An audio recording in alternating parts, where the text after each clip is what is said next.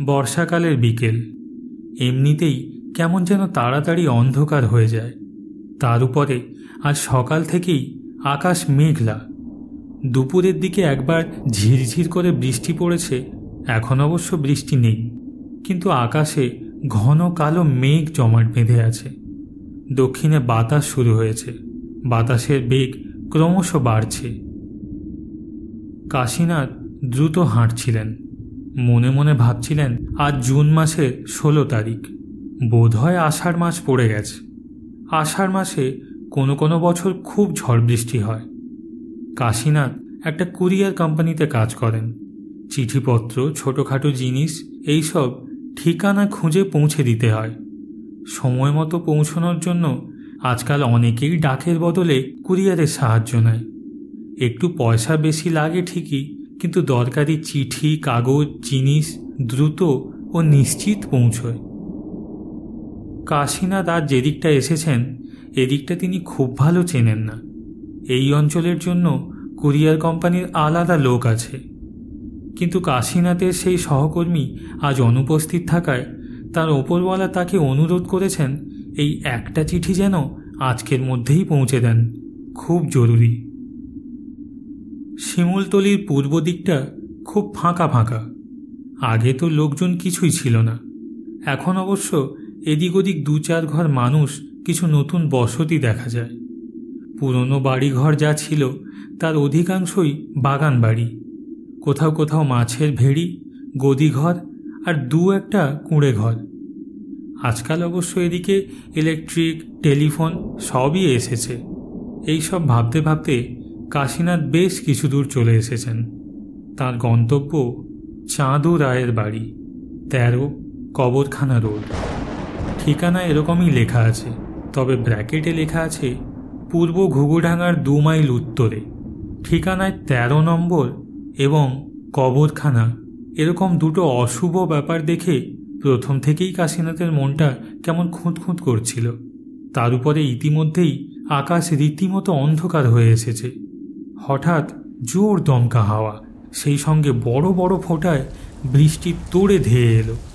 একটা পুরনো ছাতা সঙ্গে আছে কাশীনাথের, সেটা নিয়ে কোনো রকমে মাথা ঢেকে তাড়াতাড়ি হাঁটতে হাঁটতে তিনি চারদিকে তাকাতে লাগলেন। চারদিকে এবড়ো খেবড়ো মাঠ, বাড়িঘর বিশেষ দেখা যায় না। মাঠের মধ্যে অনেক দেওয়াল উঠেছে, বোধহয় ভবিষ্যতে হাউজিং হবে। মাইলখানেক আগে রাস্তার মোড়ে একটা ঝুপড়ি চায়ের দোকানে দাঁড়িয়ে একবার চা খেতে খেতে তিনি খবর নিয়ে শুনেছিলেন এটাই কবরখানা রোড। তার ধারণা ছিল 13 নম্বর বাড়ি খুব কাছেই কোথাও হবে, কিন্তু এত দূর পেরিয়ে এসেও এখনও 5-7টা বাড়িও কাশীনাথের নজরে পড়েনি। কাশী আশা করেছেন সামনেই হয়তো কোথাও কিছু বসত বাড়ি আছে, তার মধ্যে কোথাও 13 নম্বর থাকবে। কিন্তু ঝড় বৃষ্টি জোর বেগে এসেছে। এদিকে পায়ের নিচে এঁটেল মাটি, তাড়াতাড়ি হাঁটা যায় না। রাস্তায় দূরে দূরে 2-একটা আলো জ্বলতে দেখা যাচ্ছিল। এখন বোধহয় লোডশেডিং হয়েছে কিংবা বিদ্যুতের তার ছিঁড়ে গেছে। চারদিক নিঝুম অন্ধকার। কাশীনাথ নিজেকে কেমন অসহায়, বিপর্যস্ত বোধ করতে লাগলেন। এই হাওয়ায় ছাতা সামলানো দায়। যাই হোক, এই সময় একটা প্রচণ্ড বিদ্যুৎ ঝলকে কাশীনাথের চোখে পড়ল ডান দিকে রাস্তার অদূরে একটি পুরনো ভাঙা বাড়ি।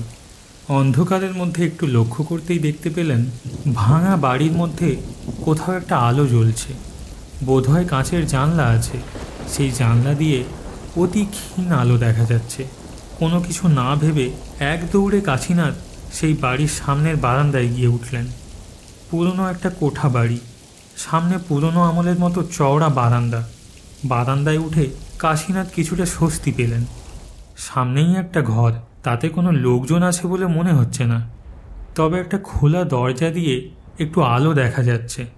বোধহয় ঘরের কোথাও একটা লণ্ঠন জ্বলছে, তারই আলো কাশীনাথ রাস্তা থেকে দেখতে পেয়েছিলেন। এই সময় আরেকবার প্রচণ্ড বিদ্যুতের ঝলকানিতে কাশীনাথ দেখতে পেলেন বারান্দার দেওয়ালে আলকাতরা দিয়ে মোটা মোটা টানে লেখা আছে 13। নিজের ভাগ্যকে এতক্ষণ দুষছিলেন কাশীনাথ। এবার মনে হলো ভাগ্যটা তত খারাপ নয়। বাড়িটা এত সহজে পেয়ে যাবেন সেটা তিনি ভাবেননি। দুবার দরজায় ঠকঠক করে কোনো সাড়া না পেয়ে কাশীনাথ খোলা দরজা দিয়ে ঘরে ঢুকে গেলেন।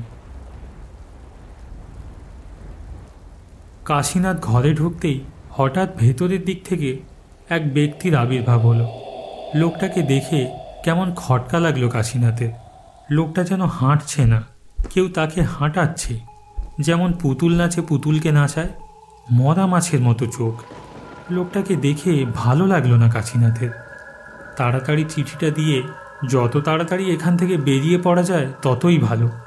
কিন্তু বাইরেও তো ভীষণ দুর্যোগ। চিঠিটা ঝোলা থেকে বার করে আগন্তুকের দিকে এগিয়ে দিতে আগন্তুক কাশীনাথকে জিজ্ঞেস করল, কার চিঠি? আগে চাঁদুবাবুর চিঠি। চাঁদুবাবুর জন্য আপনাকে অপেক্ষা করতে হবে। চাঁদুবাবু আজকাল দেরি করে আসেন। আপনি চিঠিটা রেখে দিন না। চিঠিটা আমি রাখতে পারি, কিন্তু আপনার কি হবে? আমার আবার কি হবে? দাঁড়ান দেখি।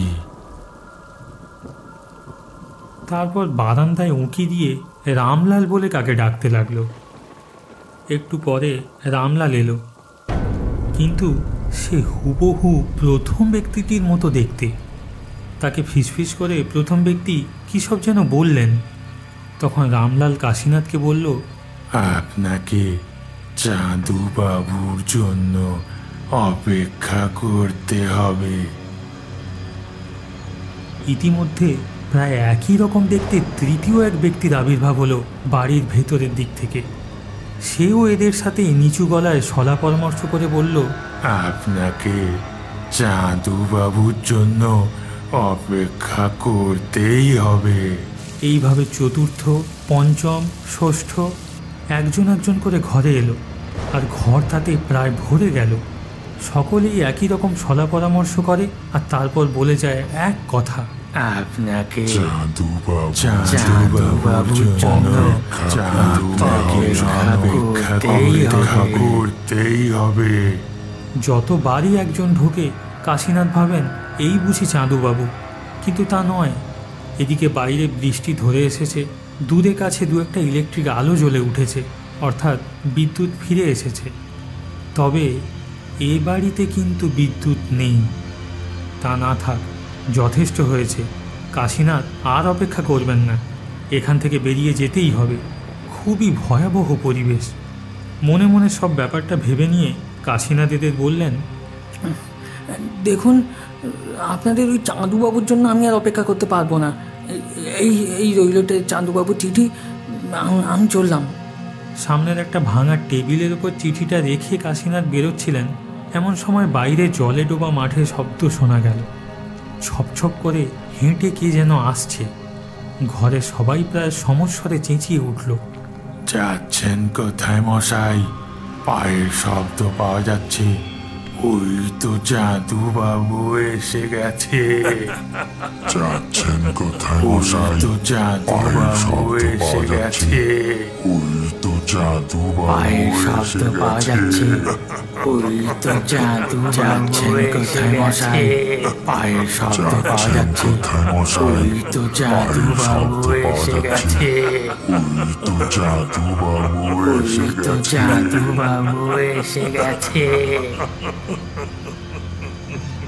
ঠিক তখনই লণ্ঠনটা যেদিকে জ্বলছে সেই দেওয়ালে একটা বড় ফটোর দিকে চোখ পড়ল কাশীনাথের। একজন মধ্যবয়সী মোটা সোটা মানুষের আবক্ষ ছবি। ছবির নিচে লেখা চাঁদুবাবু। জন্ম ৭ই বৈশাখ ১৩৭২। মৃত্যু ১লা আষাঢ় ১৪২৮। সঙ্গে সঙ্গে কাশীনাথের মনে হলো, সর্বনাশ, আজকেই তো ১লা আষাঢ়। তার মানে প্রায় ৩ বছর হলো চাঁদুবাবু মারা গেছেন। এক মুহূর্ত দেরি না করে ঝড়ের বেগে ঘর থেকে বেরিয়ে বারান্দায় এক লাফে ডিঙিয়ে বৃষ্টির মধ্যে সামনের মাঠ ধরে ছুটতে লাগলেন কাশীনাথ। সে ছোটার বিরাম নেই। ও মশাই, চাঁদুবাবুর সাথে দেখা করবেন বলে এসেছিলেন? আমি চাঁদুবাবু। যত জোরেই ছুটুন পেছনে জলে ভেজা পায়ের ছপ ছপ শব্দ। চাঁদুবাবু ঠিক পেছনেই আসছেন।